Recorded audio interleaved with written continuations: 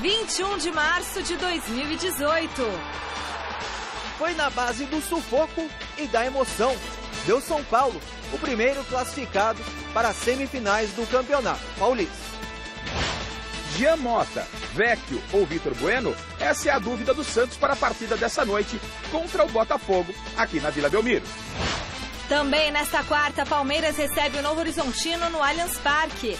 Roger Machado é obrigado a mexer na equipe titular. Precisando da vitória para sobreviver no Campeonato Paulista, técnico Fábio Carilli realiza 2 mudanças para o jogo de volta contra o Bragantino. Diretamente da Europa, as últimas notícias da seleção brasileira. A CBF confirmou o novo uniforme do Brasil que será usado na Copa do Mundo da Rússia.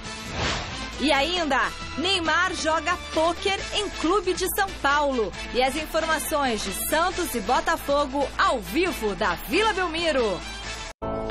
Olá, boa noite. Aí, ó, o São Paulo, falei que ia conseguir, é o primeiro time garantido nas semifinais do Campeonato Paulista. Para isso, a equipe de Diego Aguirre contou com uma bela ajuda do goleirão Paz do São Caetano para superar o adversário por 2-0 ontem no Morumbi e seguir vivo na competição. Marcos Guilherme, de novo com Trellis. Ainda o colombiano, chute de fora, defesaça de Paz. E domina com liberdade o Jusilei. Faz a abertura na ponta com Marcos Guilherme. Encara a marcação do Recife, o chute cruzado do Marcos Guilherme, passa com perigo. O Paz tirou com o olho. Ele pega de perna canhota, autorizou o árbitro, Nenê. O levantamento no meio da área, subiu de cabeça, a bola sobrou. Ainda o São Paulo, o Paz saiu, a bola tá viva. E o Alex Reinaldo volta com o Sandoval. Olha o recuo, a bola forte, vai entrando, Paz. Boa abertura com o Valdívia, tem espaço, pode até bater o gol, é a jogada dele, Valdívia de longe, Paz. Autorizou o árbitro, vem Nenê na bola. O levantamento no primeiro poste, a bola desviada, passa à frente do gol. Aí o arremesso lá na área, saiu mal o Paz e perde um gol. Bola com ele, na área pede o Hermínio, Alex. O cruzamento no segundo poste, tira o Arboleda. A sobra do Ferreira, dominou.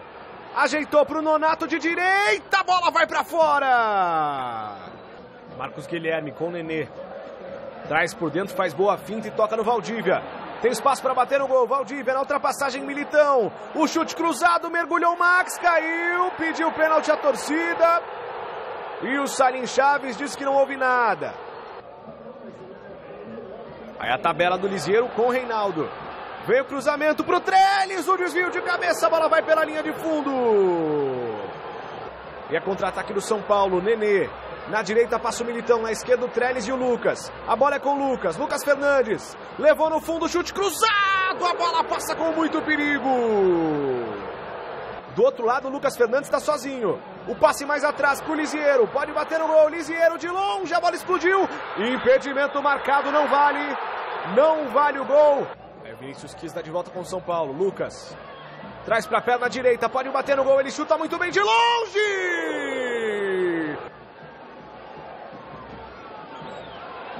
O Trellis aperta o Paz.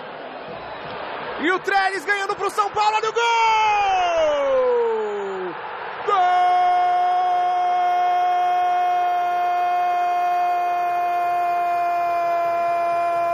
Gol do São Paulo! Trellis, é do colombiano Trellis, no vacilo do goleiro Paz. Nenê. Deixou um bom passe com o Lucas. O cruzamento, subiu o Diego Souza. Tá lá! Gol!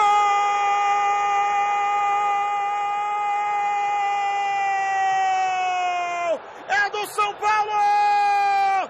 Diego Souza! Explode massa tricolor no Morumbi! Militão vai colocar a bola em jogo. E ergue o braço, apita o fim de jogo.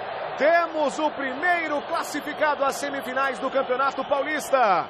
O São Paulo faz a lição de casa, vence por 2-0 o São Caetano, tira a vantagem do time do ABC Paulista, que era de um gol. E o São Paulo é o primeiro semifinalista do Paulistão 2018. Mas a estreia do técnico Diego Aguirre no Morumbi não foi nada fácil, viu? Os cerca de 18 mil são paulinos que compareceram ao estádio ficaram bravos com o uruguaio durante o duelo e já xingaram ele de burro pela primeira vez. Brincadeira, hein? Acompanhe com Adriano Dolfi. As ruas com um movimento intenso de carros. Cícero Pompeu de Toledo teve público de apenas 17 mil pessoas para um jogo decisivo. Seria o reflexo da forte chuva ou da fase ruim da equipe? Ou mesmo do adversário que venceu o jogo de ida e estava muito a fim de complicar a vida do São Paulo? A gente sempre treina para vencer e nunca treinamos para empatar, a gente vai tentar fazer um bom jogo. Preocupado com o desempenho ruim no jogo de ida e também com algumas ausências, Diego Aguirre promoveu 6 novidades na equipe titular. Diego Souza, Petros e Jean foram para o banco. Sem Rodrigo Caio e Cueva e ainda Júnior Tavares lesionado, Diego Aguirre escalou Sidão no gol, Bruno Alves na zaga, Reinaldo na esquerda, Lisiero no meio-campo, no ataque Trellis e Marcos Guilherme. Nenê permaneceu como titular. Temos que fazer o resultado, conseguir conquistar a classificação e falar lá dentro, não aqui fora. Quem foi ao Morumbi esteve perto de gritar o gol por 3 vezes só no início do jogo. As chances perdidas deixaram a torcida aflita e vaiou o time na saída para o intervalo. No retorno ao campo, Diego Aguirre ouviu os primeiros gritos de burro após tirar Valdívia e colocar Lucas Fernandes. A torcida no tenía conocimiento de que Valdivia pidió para sair porque estaba machucado y eu, si fosse torcedor, faria a mesma coisa. Aos 18 minutos, Lucas Fernandes quase acabou com a agonia da torcida. Mas quem fez o estádio explodir de alegria foi Santiago Trellis. Contentes por isso, acho que já era muito do jogo sem poder marcar o gol, então cada dia a pressão aumentava, então acho que chegou na hora certa. Quando o jogo parecia ir para a disputa de pênaltis, Diego Souza, que havia acabado de entrar, fez o gol da salvação.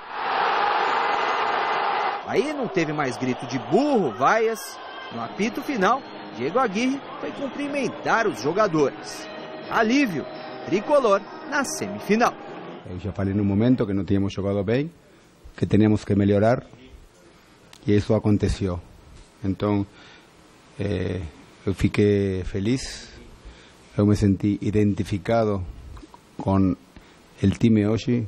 Talvez cometimos erros técnicos e perdimos alguma situação, mas o que eu mais pedi para o jogador foi atitude, determinação, e isso eu vi. Nesse dia feliz para o São Paulo e sua torcida, o contraste foi o choro do goleiro Paz pela falha no primeiro gol do São Paulo. Eu não percebi mesmo que ele estava vindo ali, chutei a bola e felizmente bateu no pé dele, né? Mas agora é tentar levantar a cabeça, receber as críticas que a gente vai receber e ver se a gente vai suportar. Como é que você pretende recuperar isso daqui para frente? Tentar deixar isso como apenas um obstáculo que você superou? Difícil, cara. Deixar para trás uma coisa que aconteceu agora, né? Então agora sei lá, cara. Não sei nem o que dizer agora, o que eu vou fazer, o que eu vou deixar para trás, eu não sei. É pior ser derrotado, eliminado, num erro individual? Sem dúvida nenhuma, sem dúvida nenhuma. É muito ruim para todos nós. Nós construímos um trabalho aqui, a gente veio para o Morumbi determinado a conquistar, né, a levar essa classificação, mas repito, aqui somos responsáveis, todos são responsáveis, erros nossos, né? Mas eu só tenho que elogiar meu grupo que saiu da última colocação, que foi buscar uma classificação importante, que teve uma recuperação dentro do campeonato muito especial.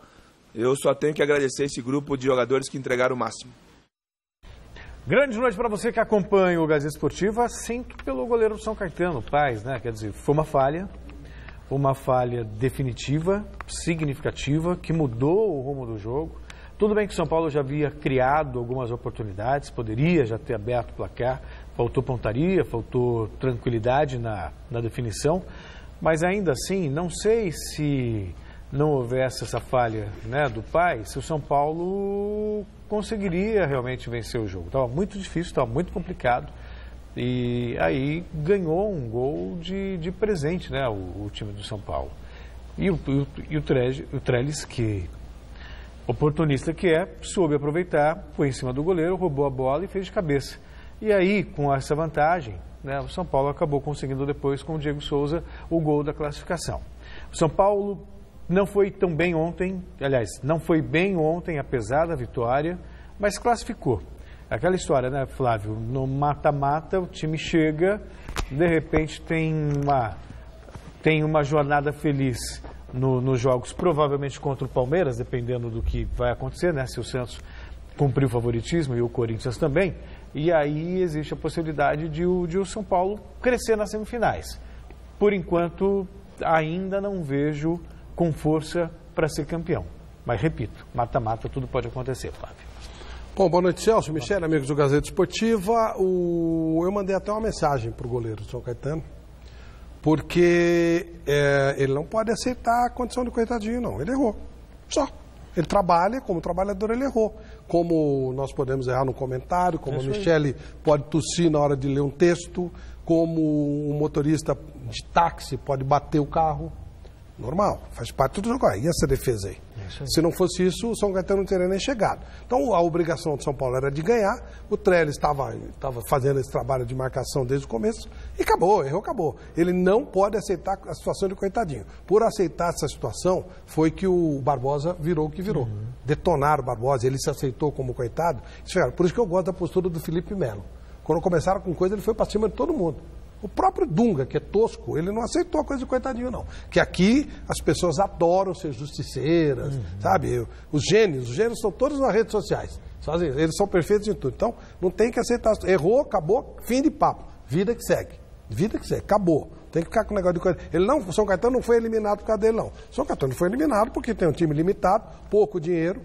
E o São Paulo tem mais dinheiro, mais condição e acabou. E ganhou o jogo. Era obrigação do São Paulo ganhar. Pronto. Se ele não estivesse lá, provavelmente o São Caetano não teria chegado. O São Paulo não fez mais que a obrigação dele. O Diego Aguirre fez um bom trabalho, fez boas alterações. E a única coisa que eu lamento foi a declaração do Justilei desacatando o menino lá do Novo Horizontino. Falou, esse time de carniça e tal. Ele falou assim, nós temos a nossa obrigação, espero que ele faça deles. Ou seja, ganhar do Palmeiras. E eu já faço um repto diferente. O São Paulo vai jogar com o Palmeiras. Eu acho que o Justilei que tem que fazer a obrigação de ganhar do Palmeiras. Não, o Novo Horizontino não. O Novo Horizontino é um time simples, humilde. E o menino foi mais ingênuo do que outra coisa e foi traído por um amigo. Ele estava comentando com o amigo, ele usa muito termo carniça, não sei o que e tal. Então, eu acho que se o Justilei... né? Tipo, jeito do interior mesmo. Se o Justilei acha que o rapaz tem que cumprir a obrigação dele, eu acho que quem tem que cumprir a obrigação é o São Paulo. Quem está devendo é o São Paulo. Então, o Justilei ganha do Palmeiras. Boa. Você está desafiando o menino? Faz você. Façam isso, porque até agora o São Paulo não tem feito nada. Para ganhar do São Caetano foi um sufoco. Clássico não ganha nenhum, afina em todos. Então ganha esse clássico. Faz aquilo que você está querendo que o menino faça com 3-0 de desvantagem. E ontem à noite, quem esteve em um clube de pôquer na capital paulista foi o craque do PSG e da seleção brasileira, Neymar. O blog Montanha de Cartas, do nosso querido Vicente Lomônaco, da GazetaEsportiva.com, presenciou os momentos de diversão do jogador que estava lá no Guarujá e subiu a serra para jogar pôquer. Ele adora pôquer, gente. O atleta está no Brasil desde o começo do mês, passou por uma cirurgia no pé direito e segue se recuperando no país. O Neymar, ele estava sentado numa cadeira de rodas e disputou o torneio com a presença de profissionais do esporte da mente, né? Que é o pôquer, é o esporte da mente, e também de outros esportistas, como o piloto de Stock Car, Thiago Camilo. Rodeado de amigos e seguranças, o craque dos gramados demonstrou na mesa de jogo, o Montanha conta no blog dele, né, que ele tem um perfil diferente do que ele apresenta no futebol. Porque ali na hora que o Montanha viu, ele jogou poucas mãos, foi bem cauteloso, bem conservador, para não perder dinheiro, né? E aproveitando justamente esse assunto, essa matéria você confere lá no site GazetaEsportiva.com, tá bombando. Participe da nossa enquete de hoje do programa. Uma noitada de pôquer pode atrapalhar a recuperação do Neymar. Mas não é só uma noitada de pôquer, hein? Teve essa noitada de pôquer ontem e anteontem teve a balada lá no Vila Mix do aniversário da irmã dele, que foi até o sol raiar. E ele estava lá dançando, brincando com a Bruna Marquezine, com vários funkeiros, enfim. Vocês acham que o pôquer, essas baladas podem atrapalhar a recuperação do Neymar? Ou faz parte ele também se divertir, ele também ter o seu momento de respiro? Celso Cardoso. Deixa eu contar uma coisa. Eu tive um professor na faculdade, Jacques Vigneron, um francês, e ele dizia o seguinte, né, minha Sorbonne é a vida. Então você tem que viver algumas situações para poder julgar as situações. Eu me lembro que em 2005 eu tive que fazer uma cirurgia de ligamento cruzado anterior no joelho direito. Não sou jogador de futebol, não sou atleta e foram as piores 2 semanas da minha vida, ter que ficar parado sem fazer nada. Então eu fico perguntando, dali, naquela minha sensação, eu me coloquei no lugar de um jogador de futebol que precisa do corpo para exercitar, né? E obrigatoriamente tem que ficar parado. Você quase pira. Então, se você não tiver esses momentos, se você não tiver esse momento de descontração, em primeiro lugar, vamos imaginar que ele tem ficado a noite inteira acordado. Ele não tem que jogar no dia seguinte. Ele pode dormir o dia inteiro. Ponto, ele está num período de recuperação. Ficar recluso não vai melhorar, a não ser que ele estivesse dançando, sambando com o pé, quando não pode fazer. Nada a ver, está apenas relaxando a mente. Acho normal, natural, além de jogador de futebol, ele é um cidadão comum. Que tem e a balada, Celso, a balada? Se ele não está fazendo nada que prejudique...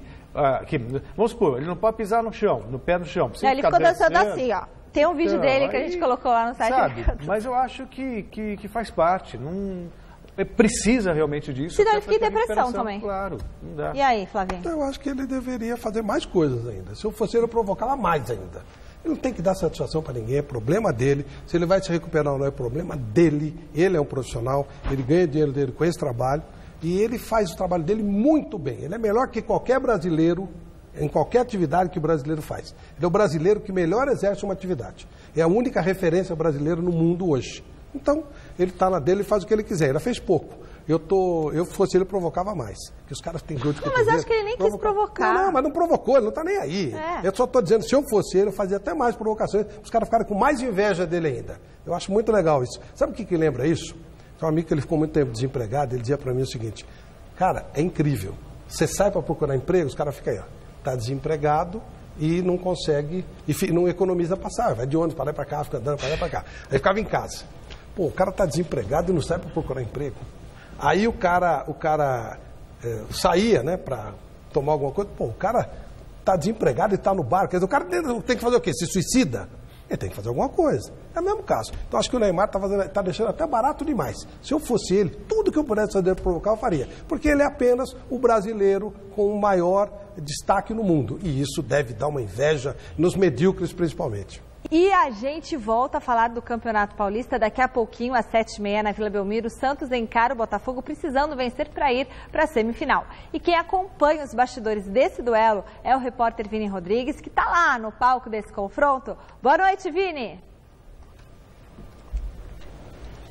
Boa noite, Michele. Boa noite para todo mundo em casa, ligadinho aí no Gazeta Esportiva. Falamos ao vivo aqui do estádio Urbano Caldeira, Vila Belmiro, tradicional, um berço, um celeiro do futebol internacional de grandes craques, Pelé, Robinho, Neymar, enfim. E hoje teremos Gabigol, teremos Rodrigo com Y, enfim, em jogo mata-mata, é matar ou morrer. De um lado, Santos Futebol Clube, do outro, o Botafogo de Ribeirão Preto. A partida de ida lá em Ribeirão foi 0-0. Nessa fase de mata-matas do Campeonato Paulista não tem aquela história de gol fora de casa, ou seja, empates 0-0, 1-1, 2-2, 3-3, 4-4, e aí vai. Qualquer empate teremos disputa por pênaltis aqui no gramado da Vila. Vitória para qualquer um dos lados, o time vencedor sai classificado. 1-0, 2-1 para Santos ou para Botafogo, classifica o time vencedor. Um detalhe importante, não sabemos ao certo quem será o adversário de um classificado, porque apenas o São Paulo, que venceu ontem por 2-0 o São Caetano, se classificou até agora para as semifinais. Ou seja, o Santos ou a equipe do Botafogo terão que aguardar aí o desfecho da rodada. O Palmeiras joga hoje e o Corinthians joga amanhã, ou seja, nada definido. A partida de hoje é o jogo de número 6.000, isso mesmo, 6.000 da história do Santos Futebol Clube, um jogo importantíssimo, aí um clássico paulista entre o Peixe e também o Botafogo lá de Ribeirão Preto. O Santos que não deve ter muitas dúvidas para a partida de hoje, o técnico Jair Ventura deve manter a base e o repórter Osmar Garrafa acompanhou a preparação do time da Vila para a partida de hoje. Acompanha aí na matéria preparada pelo Osmar Garrafa. É isso, Michele. Logo mais à noite, na Vila Belmiro, teremos Santos e Botafogo, sequência do Campeonato Paulista. A partida vale uma vaga nas semifinais do Campeonato Paulista. No jogo da ida, como é sabido, Santos e Botafogo em Ribeirão no final de semana empataram em 0-0. Então, quem vencer fica com a vaga. Em caso de empate por qualquer placar, a decisão será nos pênaltis. Esta decisão vai acontecer, eu repito, na Vila Belmiro. E o Santos tem se dividido entre Vila Belmiro e Estádio do Pacaembu. Vitor Bueno fala de decidir essa vaga jogando na Vila. É melhor, pior ou indiferente, Vitor Bueno? Acho que a Vila é a nossa casa, mas também o Pacaembu tem sido, nos últimos tempos aí, um estádio que a gente tem jogado muito bem. Lá, toda vez que nós vamos jogar lá, eles costumam encher o estádio. E aqui na Vila, nas decisões, tenho certeza que a torcida vai fazer o seu papel também. A atividade de ontem, Michele, foi fechada para os jornalistas. Nós não temos a confirmação, mas tudo indica que há ou possa existir uma dúvida no meio-campo entre Jean Mota, o Vecchio ou então o Vitor Bueno, que conversou conosco. O próprio jogador disse que ainda não sabe se vai ou não jogar. Eu acho que eu estar aqui significa que eu estou lutando também pelo meu espaço como eles. E ainda não conversei com o Jair, nem vi ele ainda. Vamos ver agora no treino aí como que ele vai armar a equipe, mas tenho certeza que quem entrar vai estar pronto para desempenhar um melhor trabalho e tentar buscar a classificação. Olha, Michele, se tivesse que apostar, eu apostaria no Jean Mota como titular. Tanto é verdade que o Vitor Bueno está encarando com naturalidade a reserva. Afinal, ele está voltando de lesão. Eu fiquei muito tempo parado e eu acho que a cautela e o que eles estão tendo comigo aí é bastante importante, mas estou 100% zerado e lutando pelo meu espaço. Tenho que respeitar meus companheiros que estavam já treinando, já estavam desde o ano passado e desde o começo do ano 100% fisicamente, e eu estou buscando esse espaço aí para quando entrar não sair. O provável Santos para a partida dessa noite terá Vanderlei no gol, Daniel Guedes pela direita, Lucas Veríssimo e David Braz na zaga e o Dodô pela lateral esquerda. No meio-campo, Alisson, Cittadini e Jean Mota. No ataque, Rodrigo, Sacha e Gabriel. Técnico, Jair Ventura.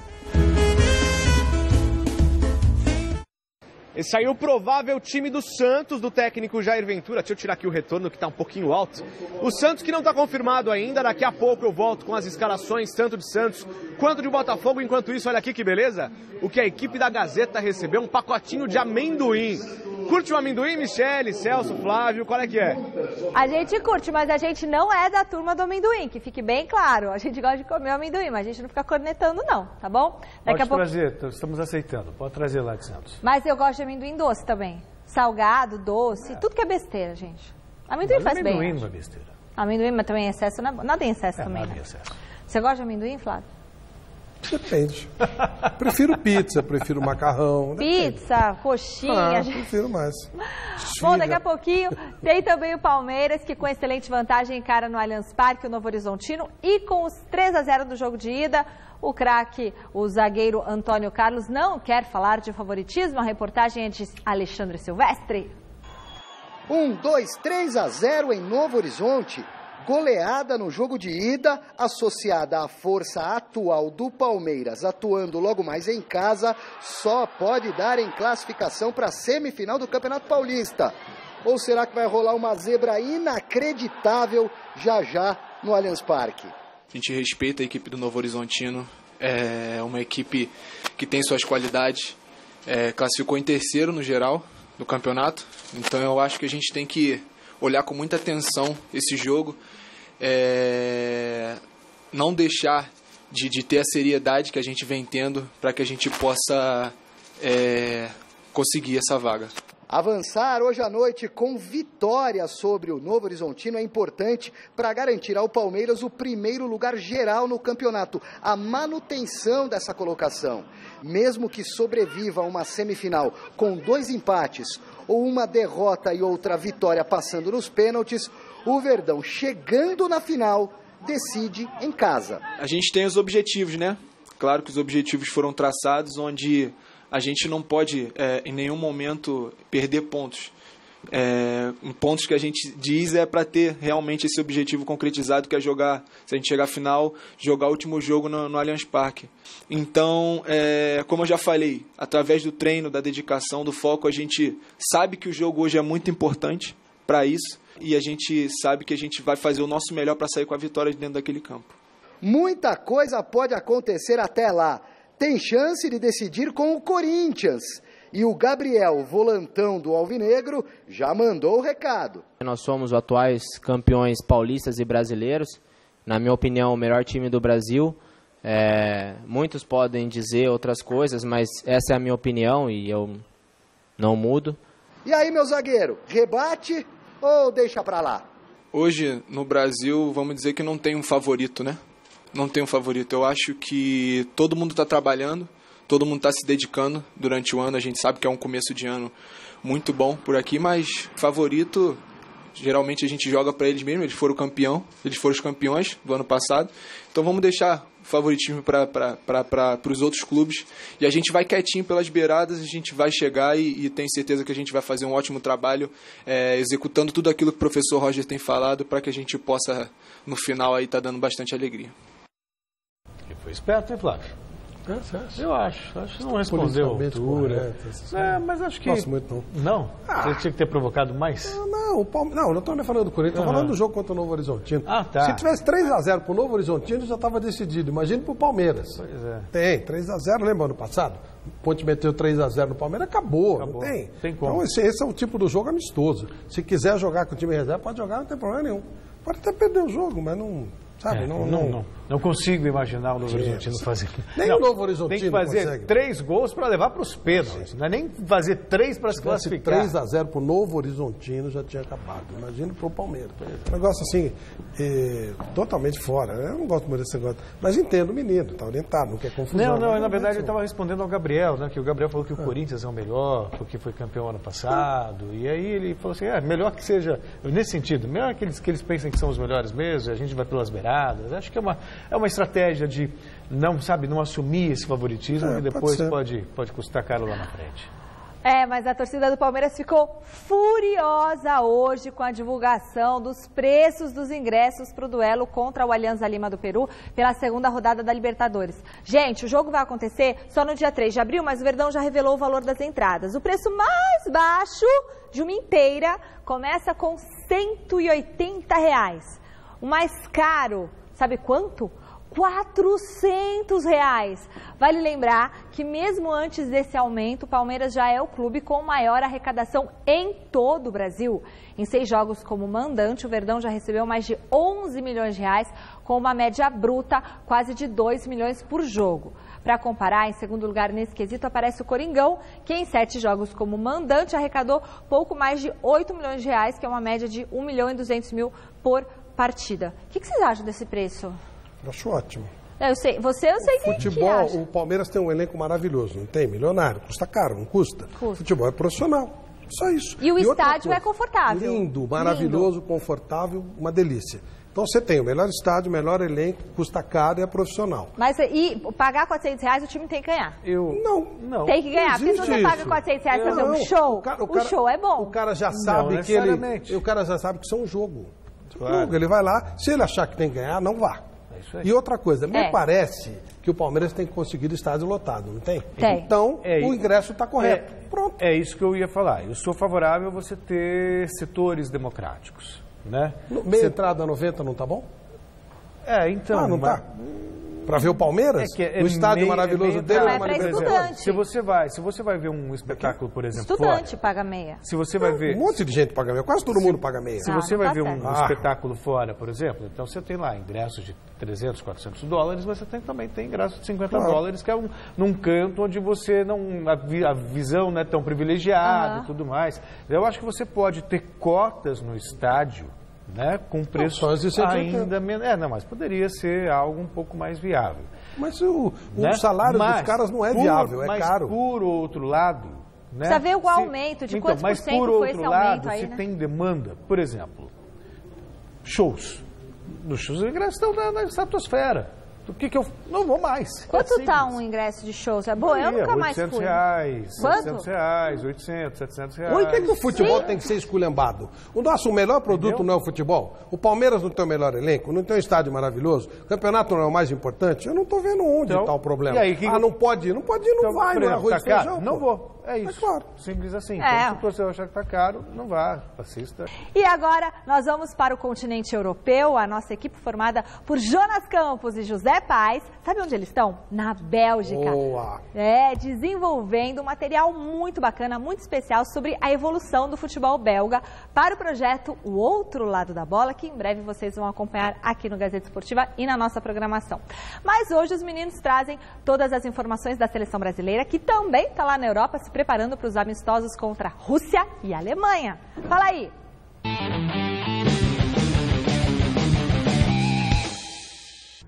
Fala, Michele, muito boa noite para você, para todo mundo que está ligado no Gazeta Esportiva aí do Brasil. Nós falamos de Bruxelas, na Bélgica, num frio danado, né, José Paz? É isso aí, Jonas. 2 graus agora aqui na capital belga. Tá frio, mas o visual é bonito, ó. Aqui ao fundo, o Atomium, um dos principais monumentos aqui de Bruxelas. Estamos tocando o projeto O Outro Lado da Bola, mas hoje viemos para falar de seleção brasileira, que vem com novidades na vestimenta. O Brasil está de roupa nova, José. É isso aí, Jonas. A camisa amarela do Brasil, que vai ser usada na Copa do Mundo, estreia já no amistoso contra a Alemanha no próximo dia 27. E a camisa azul, o segundo uniforme do Brasil, vai estrear justamente no amistoso contra a Rússia no próximo dia 23, lá em Moscou. Lá em Moscou, sexta-feira, Rússia e Brasil. E para esse jogo, o técnico Tite recebeu o mais novo convocado, o lateral esquerdo Ismaili, chamado para a vaga do lesionado Alexandro, jogador que chega pela primeira vez à seleção brasileira e já cheio de expectativa para vestir essa nova camisa amarelinha.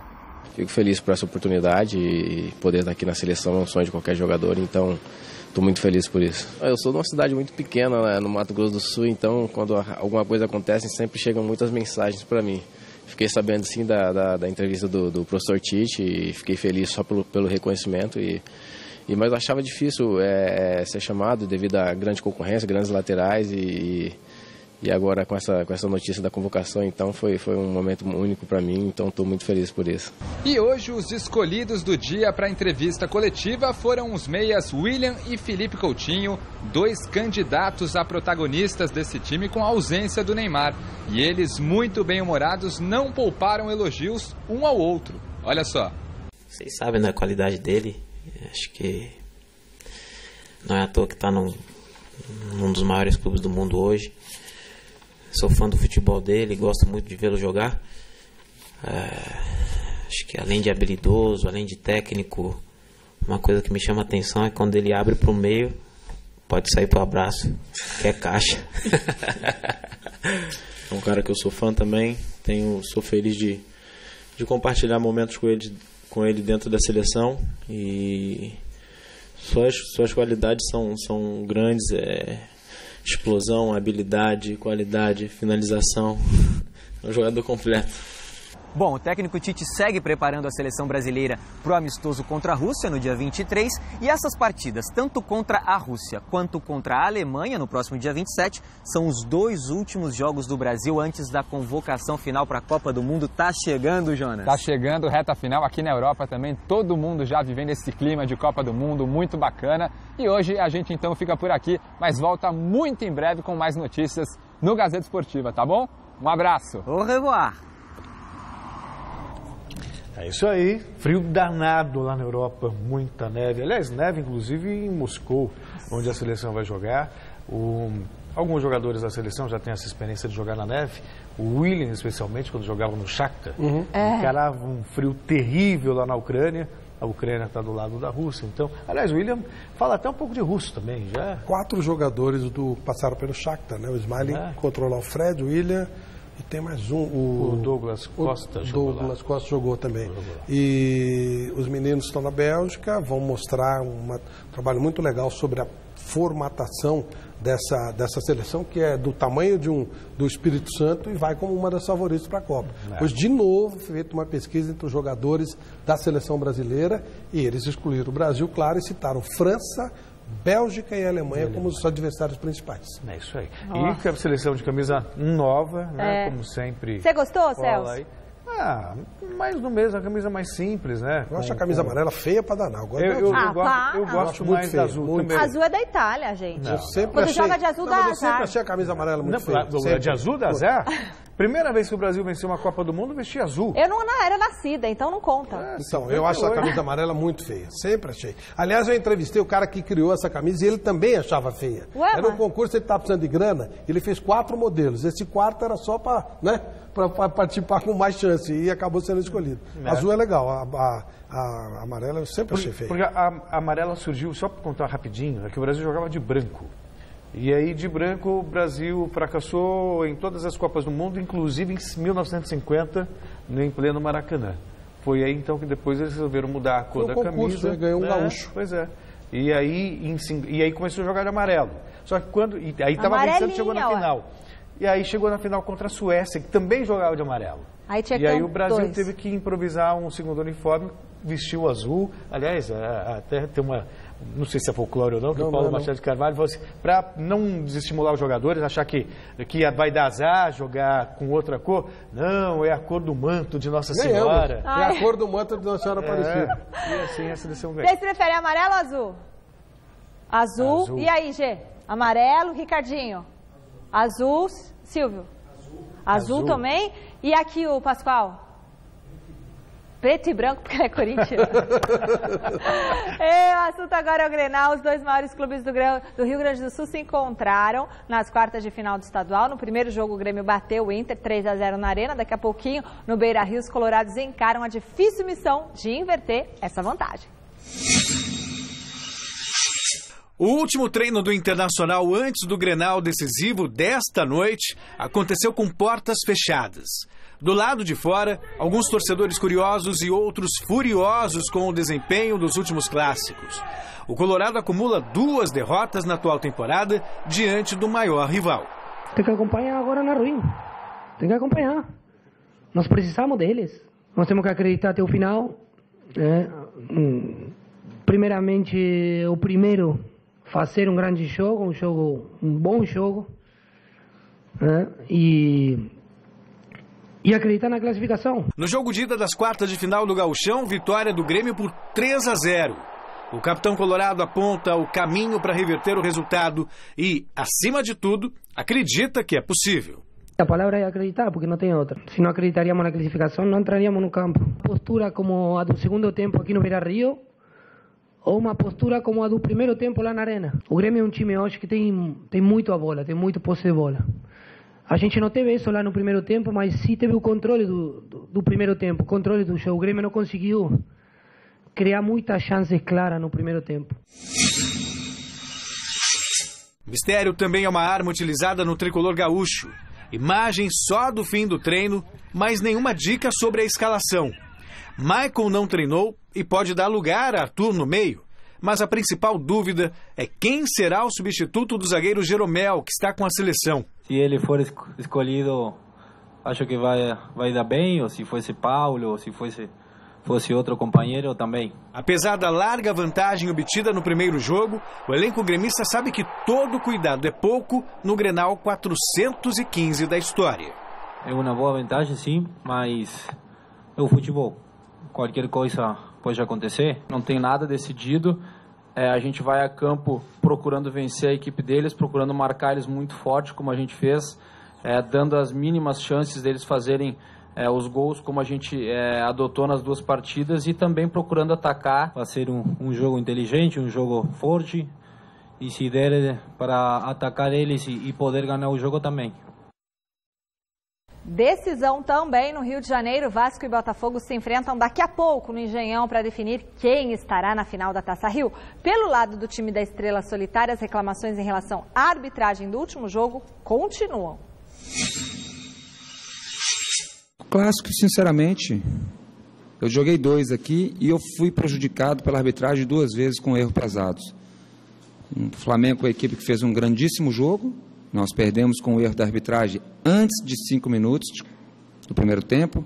Repetiu um erro grave contra o Vasco, que eu acredito que se tivesse um jogador expulso, seria difícil eles fazerem 2 gols na gente com um jogador a menos no primeiro tempo. Então, que a minha equipe precisa melhorar, eu sou o que mais estou sem dormir por causa disso. E eu quero que ela melhore. Agora, vamos lembrar também dos erros, não erros que passam despercebidos, erros pesados, mais uma vez eu digo. E a gente espera um jogo movimentado e acredito que se a gente conseguir fazer aquilo que planejamos, a gente pode ter também novamente um bom resultado. Só que imprevisível, tudo pode mudar durante o jogo, com um lance, com um gol, e a gente precisa estar nos preparando em todos os aspectos. E como eu sempre falo, a gente está muito concentrado porque são jogos que acabam sendo decididos em momentos bastante importantes da partida, como foi o último jogo. A gente volta a falar com o repórter Vini Rodrigues, que está lá na Vila Belmiro e tem mais informações sobre o duelo entre Santos e Botafogo. Oi, Michele, estamos falando ao vivo aqui de volta na Vila Belmiro com as escalações de Santos e Botafogo. Vamos trazer primeiro as escalações, a escalação do Botafogo de Ribeirão Preto, que vem a campo sem novidades. Thiago Cardoso no gol, Marcos Martins, Nailor, Plínio, William Oliveira e Mascarenhas, Taylor, Dionis, Bruno Moraes, Dodô e Danielzinho. Essa equipe do interior paulista. Já o Santos, como adiantamos, não teria novidades, e não teve novidades de fato. O Vitor Bueno começa no banco de reservas. O time tem Vanderlei no gol, Daniel Guedes, David Braz, Lucas Veríssimo e Dodô na linha defensiva. Meio de campo com Alisson, Léo Cittadini, Jean Mota. E no ataque, Rodrigo, Gabigol e Eduardo Sacha. Esse é o time do Jair Ventura. Dentro de cerca de 40 minutos aqui na Vila Belmiro, a bola rola então para sabermos quem é o segundo semifinalista, Santos ou Botafogo. Podemos observar daqui que os jogadores já estão lá no gramado, fazendo o trabalho de aquecimento do lado do Santos. O pessoal do Botafogo ainda não está no gramado, com exceção dos goleiros. É isso. Estou aqui na cabine da TV Gazeta para narrar todas as emoções. E amanhã você confere Santos e Botafogo no Gazeta Esportiva. Combinado? Combinadíssimo, Vinícius. Ou Vini Rodrigues, como prefere agora? Vini Rodrigues. Agora, que o jogo seja bom, né? Porque o que aconteceu do primeiro turno não foi Preto, jogo, não foi futebol. Foi uma coisa assim meio indescritível, vai ser duro pra caramba. O Santos tem muita dificuldade quando tem que atacar, pela característica de trabalho do Jair Ventura, né? Ele gosta muito disso. Pela primeira vez em 11 jogos ele mantém o time. Não é porque ele não quisesse, senão que tem sempre um problema, o que é uma coisa positiva, mas acho que é um duelo muito aberto. Isso aí, sinceramente, o Santos joga em casa e tal. Aberto em termos de possibilidades, né? Porque o jogo, eu imagino, o jogo vai ser muito fechado. Tem razão. Então, eu entendo que os dois, sabe, o Santos joga em casa e esse é um fator a se considerar, mas só isso. Porque realmente, isso até o responsabiliza mais, ele tem que sair mais para o jogo. Bem parelho mesmo. Só uma curiosidade, Flávio, o Renato, ele estava no jogo de número 5.000 do Santos, lá em 2004. Está perto de completar 400 jogos com a camisa do Santos e pode estar hoje no jogo de número 6.000. Olha isso, né? O cara esteve no jogo de 5.000 e no jogo de 6.000. Muito legal, muito legal. Ou no jogo 6.000, né? Então, quando que é o 6.000? Hoje. Hoje? Então ele vai estar no jogo 6.000. Já houve um dia que o Santos ganhou de 11-0 do Botafogo na Vila Belmiro com 8 gols do Pelé. Só isso, mas isso... Bom, agora vamos falar do time do Lomônaco, Coringão, que acabou de realizar o último treinamento antes do jogo de volta contra o Bragantino. A partida é tida como decisiva pelo técnico Fábio Carille, que vai promover mudanças no time titular. O jogo desta quinta-feira contra o Bragantino pelo Campeonato Paulista será um dos mais importantes de toda a carreira do técnico Fábio Carille. Desde que era auxiliar técnico e agora treinador, Carille jamais começou algum duelo de mata-mata em desvantagem. Precisando da vitória para sobreviver no Paulistão, ele inclusive deve mudar a equipe para o jogo na Arena em Itaquera. Mantuan entra na vaga de Fagner na seleção brasileira. Ralf deve entrar no lugar de Gabriel no meio de campo. E no ataque, Júnior Dutra ocupa o lugar de Romero. Com Júnior Dutra e Ralf, Carille eleva a estatura da equipe e se previne contra a principal jogada do adversário, a bola aérea. Jadson, ainda em recuperação de uma contratura muscular, deve ceder a vaga para Matheus Vital. Gabriel e Romero treinaram no time reserva. Pedrinho, autor do segundo gol no jogo de ida contra o Bragantino, foi testado também entre os jogadores titulares como uma espécie de 12º jogador. Carille deve prever que Pedrinho entrará durante o jogo, como uma situação específica da partida. Estas são as informações do Corinthians do técnico Fábio Carille, que precisa da vitória na partida desta quinta-feira na Arena, em Itaquera. Do CT Joaquim Grava, Adriano Dolfi, para a TV Gazeta. Missão ingrata, indigesta para o Corinthians. Sabe? Você entrar, assim, em primeiro lugar, o Corinthians, eu vejo o Corinthians como um bom time. Mas é um time... Como é que eu poderia explicar? Se fizesse uma metáfora, Flávio, é mais ou menos como aquele lutador de boxe que, sabe, ganha a maioria das lutas, mas por pontos. Dificilmente ele é tão agressivo que ele já nocauteia no primeiro, no também segundo não assalto. É nocauteado. Pois é, então, mas ele está ali, bem. Ele vai, exato, vai conduzindo, tal, ganha por pontos. E o Corinthians, dessa vez, não, ele vai ter que partir, vai ter que nocautear mesmo. Se aí considerar uma luta por pontos, ele está perdendo. Então, ou ele nocauteia ou um abraço. E não tem sido um forte do Corinthians, especialmente neste ano. E tem muito a ver, na minha opinião, na minha concepção, com a falta do jogo. O Corinthians perdeu esse jogador, não só finalizador, mas também que fazia o pivô muito bem. Estava ali encaixado, né? Sim. Nós temos que lembrar, o Corinthians ele é refém de uma coisa, do Corinthians do ano passado, do primeiro turno. Isso segundo turno a coisa já não foi tão boa, porque o time é razoável, mesmo com o Jô, né? E, então, tem dificuldades, claro, tem problema, está mudando o sistema de jogar e tal. Na minha cabeça, mas aí que tá, eu sei como é que é o torcedor e respeito. Na minha cabeça, se o Corinthians passar ou não passar, não muda nada. Claro. Porque ele não teve nem tempo de treinar, vai ter tempo para se preparar para o Campeonato Brasileiro, que no meu conceito é o que vale. Mas o torcedor tem aquela história, tem tudo que disputa tem que ganhar, não sei o quê. Então, seria uma tragédia para o campeonato se o Corinthians saísse, né? Sim. Ia ser o campeonatinho do Reinaldo aí, ia para o espaço. Imagina se Corinthians e o Santos não passam. Fica São Paulo e Palmeiras provavelmente se encontrando. Então, sei lá, é complicado, mas eu não considero essa coisa toda decisiva. Você está lá, você não quer perder e nem vai jogar para perder. Mas se perder também, na minha concepção, pelo que mudou, por tudo que está sendo preparado, no esquema tático, o Corinthians tem que se preparar para o Campeonato Brasileiro e também para a Libertadores. Isso aqui tem que ser visto, na minha cabeça, como um jogo-treino, como um torneio pré-temporada. Só isso. Montanha, vai dar para o Corinthians hoje ou não? Não, é amanhã. Com certeza, ele falou. Não, hoje não. É amanhã. Hoje o Corinthians não ganha. Posso falar? Sexta-feira eu não vou vir trabalhar, sabe por quê? Porque pra mim hoje já é quinta. Então eu tô vivendo à frente. Já é a terceira vez hoje que eu falo isso. Maravilha, hein? Que show, hein? Vamos pro resultado da nossa enquete. No começo do programa, a gente perguntou se uma noitada de pôquer pode atrapalhar a recuperação do Neymar. E a maioria dos telespectadores respondeu, sabe o quê? Que não. 53% dos votos, é isso aí. Bom senso prevalece, né, gente? A pessoa também tem que se divertir um pouco, senão fica maluca, vai ficar só trancada dentro de casa, dá uma depressão no rapaz. Gazeta Esportiva fica por aqui. A gente encerra o programa homenageando, hoje é aniversário de Ayrton Senna, faria 58 anos, e também hoje é aniversário do Ronaldinho Gaúcho, mas a homenagem é do Roger Hodgson, vocalista da banda Supertramp, que completa 68 anos. Está vivo. Merece. Está vivo. E fazendo shows espetaculares. Supertramp eu conheço. Né? Sensacional. O nome dele eu não sabia, mas Supertramp eu já ouvi falar. A gente sabe. Até daqui a pouco no Jornal da Gazeta. Um abraço, tchau.